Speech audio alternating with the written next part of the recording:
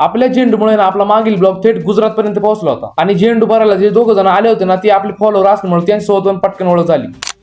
आज पण आपला झेंडू तोडायचा असल्यामुळे ना आपण पटापट आवरून ना शेती निघालो होतो आणि शेती गेल्या गेल्याच पप्पा म्हणाले की तू बनवलेला ब्लॉग आहे ना तो व्यापाऱ्यांपर्यंत पोहोचलाय आणि आपला संपूर्ण आहे ना फुलांचा माल गुजरातला जात असल्यामुळे तिकडे पण आपला ब्लॉग जास्त जणांनी बघितलाय. मग आता हे ऐकून ना खूप आनंद झाल्यामुळे ना पटापट आपण कॅरेट भरून घेतली आणि तेवढ्यात ना लाल फुलांची कॅरेट भरून झाली होती. मग कॅरेट संपल्यामुळे ना ट्रॅक्टर जाऊन बसलो जरा वेळ, त्यानंतर लगेच गाडी आली कॅरेटांची आणि आज एक सोडून दोन दोन गाड्या आल्या होत्या कारण आज दोन्ही वावरांची फुलं तोडायची असल्यामुळे ना 2 गाड्या तर लागणारच होत्या. आता लाल झेंडू ना आपण फुल फायनल करून टाकला आणि मग पिवळा भरायला घेतला होता आणि पिवळा झेंडू भरता भरता ना आपण भरीत होतो आणि वरतून आणून टाकीत होते, त्यामुळे हेच कळत नव्हतं आपण भरितोय किती आणि संपतोय किती. आणि आज आपली झेंडूची 152 कॅरेट झाली होती. मग फायनली ना आपली सगळी कॅरेट भरून झाली होती आणि मग लगेच गाडी टाकायला सुरुवात केली. आता जे दोघं जण गाडी घेऊन आले होते ना ते आपले फॉलोअरच होते, त्यामुळे त्यांच्यासोबत पण लगेच पटकन ओळख झाली आणि ते सर्व काम झालं ना आपण गडी सोडवायला बनकर फाट्यावर गेलो होतो. बाकी आजचा ब्लॉग आपण इथंच संपूया आणि ब्लॉग आवडला नसेल तरी फॉलो करून जा.